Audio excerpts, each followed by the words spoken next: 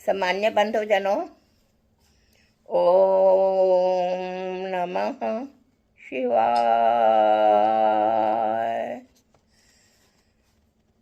फाल्गुन कृष्ण चतुर्दशी महाशिवरात्रि के नाम से जानी जाती है।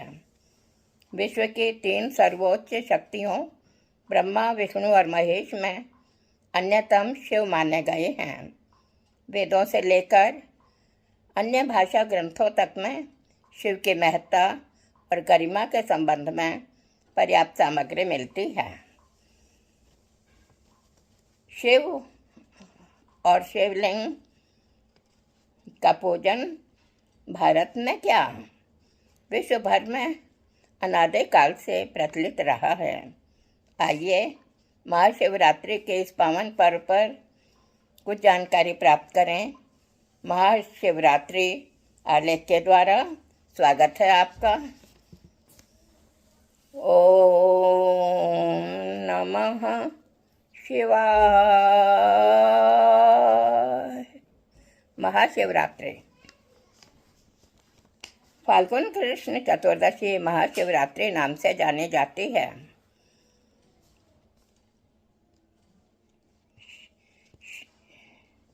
शेष सभी कृष्ण चतुर्दशी शिवरात्रि कहलाती हैं।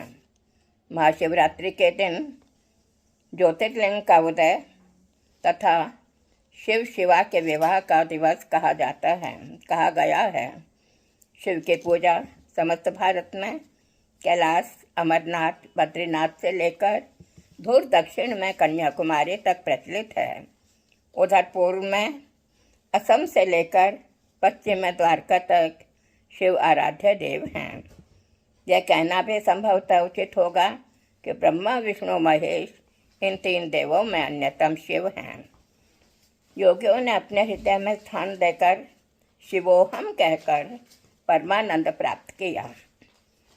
इनके इतना प्रचलित होने का कारण यह है कि देव, असुर, यक्ष, किन्नर, नाग, स्त्री पुरुष, शूद्र आदि सभी इन्हें पूजते हैं, मानते हैं।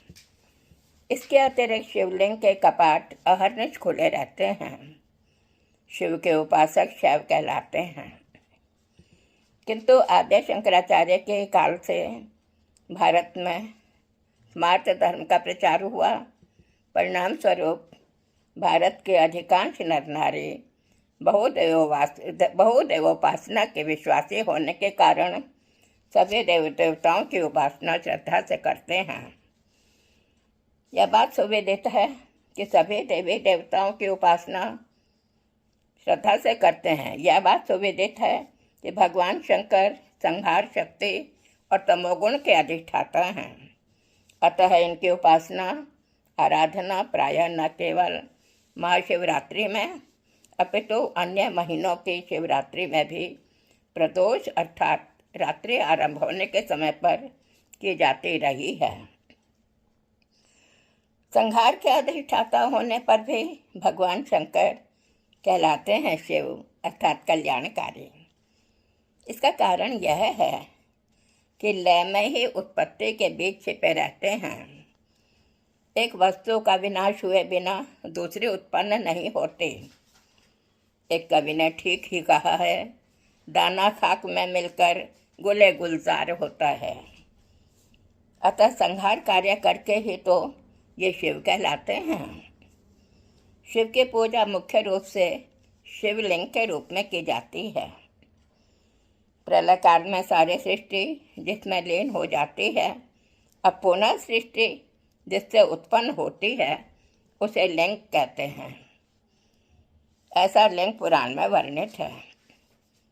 शिवोपनिषद में शिवलिंग के प्रतीक को स्पष्ट करते हुए कहा गया है, अधोभागे स्थितः स्कंदः स्थिता देवी च मध्यतः अतएव त्रयो देवाः अतएव त्रयो गुणाः अतएव त्रयो वेदाः एतान्याश्रितं त्रिधा।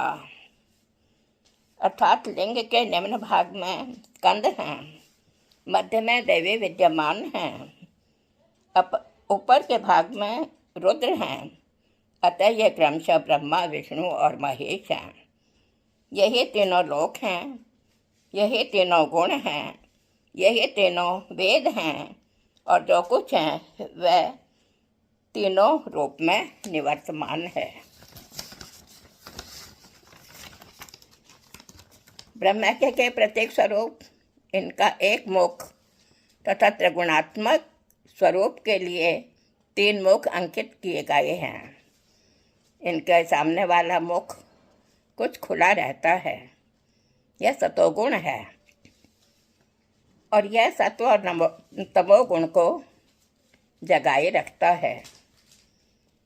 कहीं कहीं भगवान शिव पर अंकित ओम की आकृति ब्रह्म की उपासना मानी जाती है।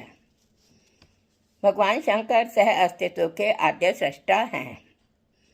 संपूर्ण विरोधी भावों के अनुपम सामंजस्य की स्थापना करने वाले देव के रूप में इनका चित्रण पुराणों में किया जाता है। शिव नारीश्वर हैं, परंतु इनके समान काम विजेता अभी तक कोई उत्पन्न नहीं हुआ है। ये गृहस्थी होते हुए भी गृहस्थ नहीं हैं, श्रीकंठ होते हुए भी श्री से बहुत दूर हैं, रिद्धि सिद्धि के स्वामी होते हुए भी उनसे परान्मुख हैं, उग्र होते हुए भी सौम्य और अकिंचन होते हुए भी सर्वेश्वर हैं। भयंकर विषधर और सौम्य सुधाकर दोनों ही इनके शरीर की शोभा बढ़ाते हैं। मस्तक में प्रलय कालीन अग्नि और सिर पर हिम शीतल जानवी धारा इनका अनुपम श्रृंगार है। इनके गृहांगण में नंदी वृषभ और दुर्गा वाहन सिंह साथ साथ बैठकर जलपान करते हैं। पारिवारिक सदस्य मयूर और सांप सहज वैर को बुलाकर साथ साथ क्रीड़ाएँ करते हैं। न्याय एवं प्रेम से के शासन का कितना आदर्श चित्र है यह, जो भगवान शंकर के विविध विषमताओं से त्रस्त एवं विकल विश्व के सामने सृष्टि के आरंभ में ही उपस्थित कर दिया गया था। विभिन्न विचारधारा वाले देशों के मध्य प्रतिदिन चलने वाले शांत और गर्म युद्ध से उबा हुआ संसार जिससे अस्तित्व को अपनाने के लिए आज उद्यत हो रहा है, इनके संस्थापक और प्रेरक शिव ही तो हैं। इनका जीवन और परिवार सह अस्तित्व का कितना सुंदर निदर्शन है। शिवरात्रि इन्हें महान देवादिदेव भगवान शंकर की आराधना का प्रमुख पर्व है। ऐसे अनुपम गुणशाली देव की आराधना करते हुए इनके आदर्श चरित्र का कीर्तन और पारायण करते हुए हम यदि इनके गुणों को भी ग्रहण करने का प्रयत्न करें तो हमारा सबका कल्याण हो जाए। किंतु स्वार्थ, अहम और विलासिता हमारे जीवन को खोखला बनाए जा रहे हैं। यदि हम इन दोषों से उन्मुक्त हो जाएं, तो हम त्याग और तपोमय जीवन का सच्चा आनंद उठा सकते हैं। महाशिवरात्रि के दिन श्रद्धावान जन व्रत रखते हैं। कनक कनकते सौगुनी मादकता अधिकाय। इस दोहांश के अनुसार अन्न में मादकता होती ही है, जिसे हम आलस्य और तंद्रा के रूप में अनुभव करते हैं। शास्त्रकारों के अनुसार अन्न हमारे आधे भौतिक शक्ति को बढ़ाता है, लेकिन आध्यात्मिक शक्ति में सहायक नहीं होता।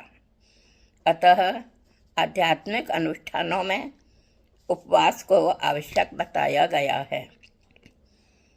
उपवास विषय निवृत्ति का अचूक साधन कहा गया है।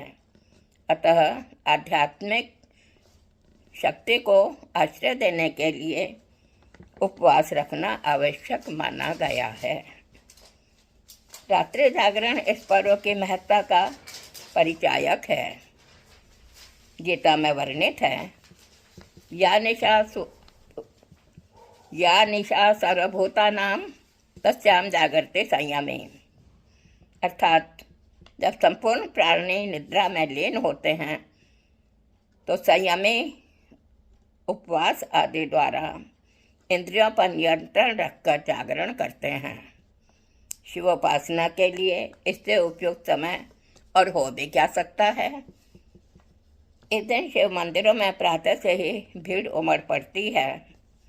भक्तजन दुग्ध मिश्रित जल शिवलिंग पर चढ़ाते हैं और बेलपत्र व बेर आदि ऋतु फलों से भगवान शंकर की श्रद्धापूर्वक पूजा अर्चना करते हैं। रात्रि में जागरण करते हैं और विधि विधान से रुद्र पूजा करते हैं। अनेक स्थानों पर इस दिन मेले भी लगते हैं। गांवों में भक्तजन मंदिर के निकट सरोवरों की मिट्टी छांटते हैं। श्रमदान के रूप में यह परिपाटी प्रायः लुप्त होती जा रही है। धन्यवाद सज्जनों। ओम नमः शिवाय। ओम नमः शिवाय। ओम नमः शिवाय। ओम नमः शिवाय।